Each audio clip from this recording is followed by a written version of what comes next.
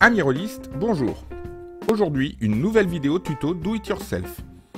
Après avoir créé nous-mêmes nos battle maps et les avoir délimités par des murs, nous allons maintenant leur donner plus de réalisme en ajoutant des éléments de décor.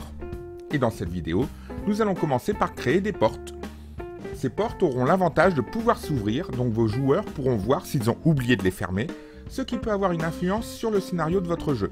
Mais en plus, elles seront réutilisables. Une fois que vous aurez fabriqué un lot conséquent de portes, il n'y aura normalement plus besoin d'en faire d'autres. De quoi aurons-nous besoin? Une planche de carton plume de 1,5 mm d'épaisseur, une règle et un critérium, un cutter,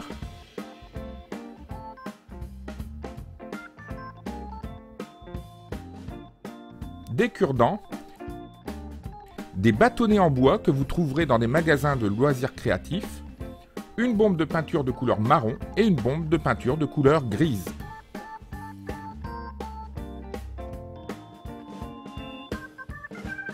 Première étape, dans la planche de carton plume, dessinons et découpons au cutter des rectangles de 2 x 3,5 cm de côté.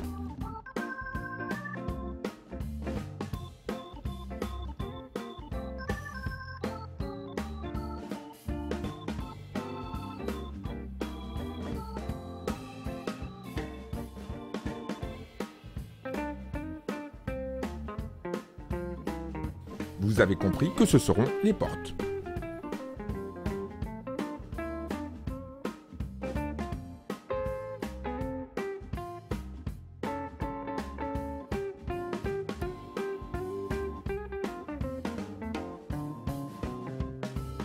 Deuxième étape, nous allons tracer des sillons longitudinaux de 5 mm de large pour donner une impression d'assemblage de planches pour nos portes.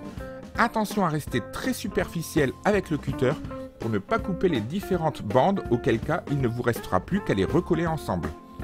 Notez également que, pour aller plus vite, si vous faites un grand nombre de portes, vous pouvez réaliser cette étape avant de les découper les unes après les autres. Évidemment, cette étape sera réalisée des deux côtés, d'où l'importance que les sillons ne soient pas trop profonds.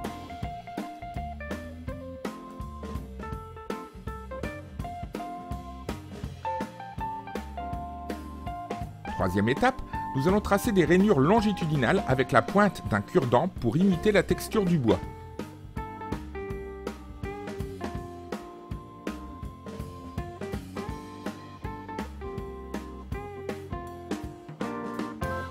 Puis, nous allons réaliser la charnière de la porte. Pour cela, découpons un cure-dent, idéalement avec une pince coupante, pour former un bâtonnet de 4 cm de long, donc 5 mm plus long que notre porte.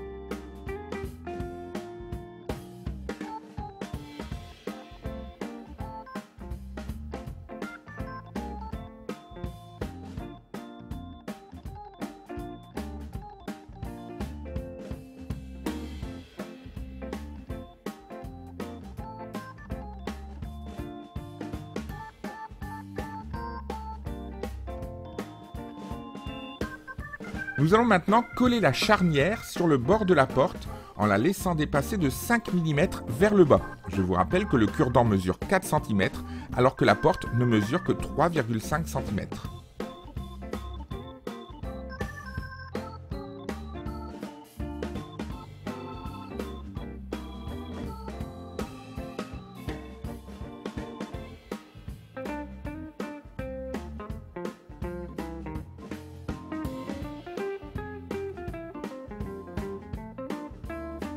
Et dans la cinquième étape, nous allons créer les renforts de la porte.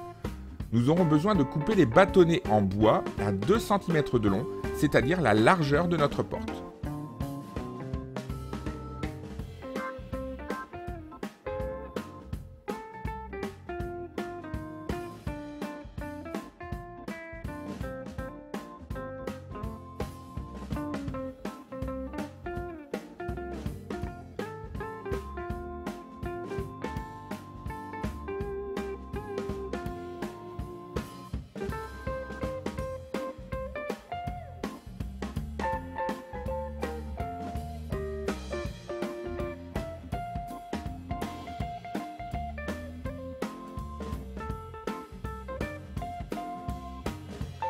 Notez qu'on peut remplacer ces bâtonnets par des bandes découpées dans notre carton plume en rectangle de 2 cm de long pour 5 mm de large.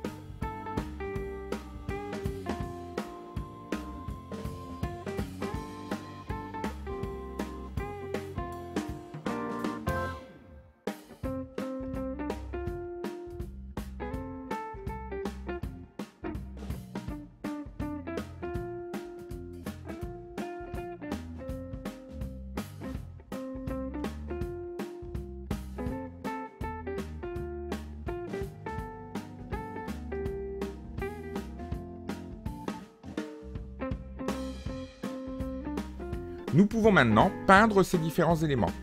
La porte et sa charnière en marron pour imiter le bois. Pour ma part, comme dans les vidéos sur le plancher, j'ai choisi une teinte cacao.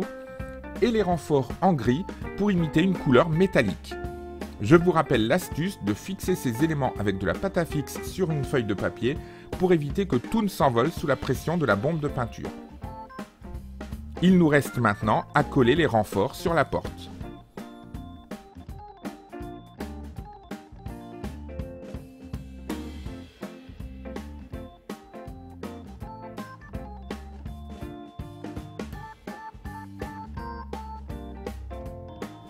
Et la dernière étape, c'est de percer un trou dans notre battle map à l'emplacement de la porte.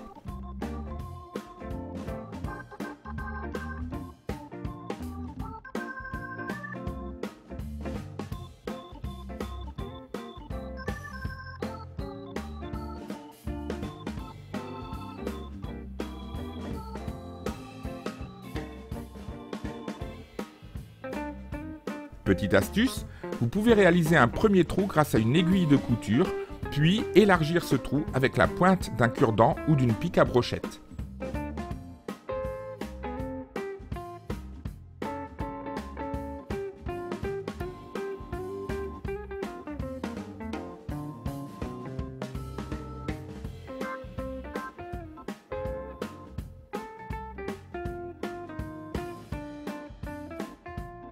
Cette technique vous permet donc de réaliser facilement et rapidement un grand nombre de portes qui seront réutilisables avec les différentes battle maps que vous réaliserez selon les techniques montrées dans mes autres vidéos de la chaîne. Il nous restera dans les futures vidéos à gérer les détails du mobilier.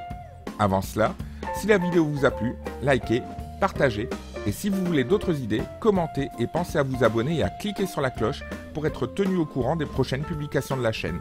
En attendant, soyez prudents, portez-vous bien et à bientôt pour une nouvelle vidéo JDR pratique.